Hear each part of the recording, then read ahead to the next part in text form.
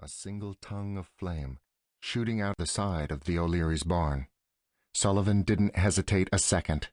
"Fire! Fire! Fire!" he shouted as loudly as he could. Running clumsily across the dirt street, Sullivan made his way directly to the barn. There was no time to stop for help. The building was already burning fiercely, and he knew that in addition to 5 cows, the O'Learys had a calf and a horse in there. The barn's loft held over 3 tons of Timothy hay, delivered earlier that day. Flames from the burning hay pushed against the roof and beams, almost as if they were struggling to break free. A shower of burning embers greeted Sullivan as he entered the building. He untied the ropes of 2 cows, but the frightened animals did not move. On the other side of the barn, another cow and the horse were tied to the wall, straining to get loose. Sullivan took a step toward them, then realized that the fire had gotten around behind him and might cut off any chance of escape in a matter of seconds. The heat was fiercely intense and blinding, and in his rush to flee, Sullivan slipped on the uneven floorboards and fell with a thud. He struggled to get up, and, as he did, Sullivan discovered that his wooden leg had gotten stuck between 2 boards and come off. Instead of panicking, he began hopping toward where he thought the door was. Luck was with him. He had gone a few feet when the O'Leary's calf bumped into him, and Sullivan was able to throw his arms around its neck.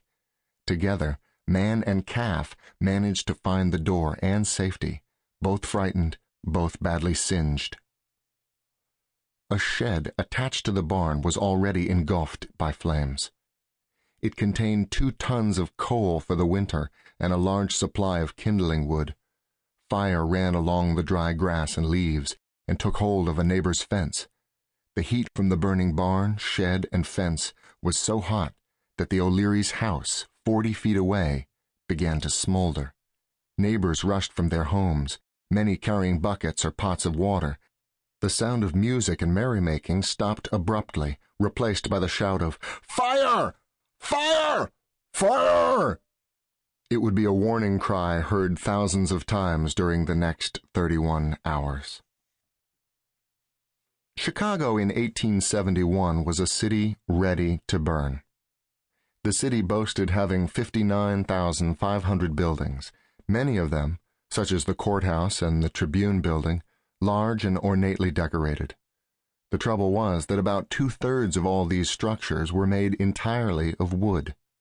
Many of the remaining buildings, even the ones proclaimed to be fireproof, looked solid, but were actually jerry-built affairs. The stone or brick exteriors hid wooden frames and floors, all topped with highly flammable tar or shingle roofs. It was also a common practice to disguise wood as another kind of building material. The fancy exterior decorations on just about every building were carved from wood, then painted to look like stone or marble. Most churches had steeples that appeared to be solid from the street, but a closer inspection would reveal a wooden framework covered with cleverly painted copper or tin. The situation was worst in the middle class and poorer districts. Lot sizes were small, and owners usually filled them up with cottages, barns, sheds, and outhouses, all made of fast-burning wood, naturally. Because both Patrick and Catherine O'Leary worked, they were able to put a large addition on their cottage despite a lot size of just 25 by 100 feet. Interspersed in these residential areas were a variety of businesses: paint factories, lumber yards, distilleries, gasworks, mills, furniture manufacturers, warehouses, and coal distributors. Wealthier districts were by no means free of fire hazards.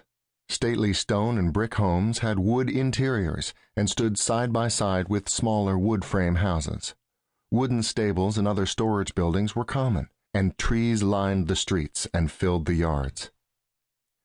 The links between richer and poorer sections went beyond the materials used for construction or the way buildings were crammed together.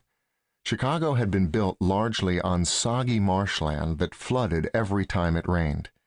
As the years passed and the town developed, a quick solution to the water and mud problem was needed.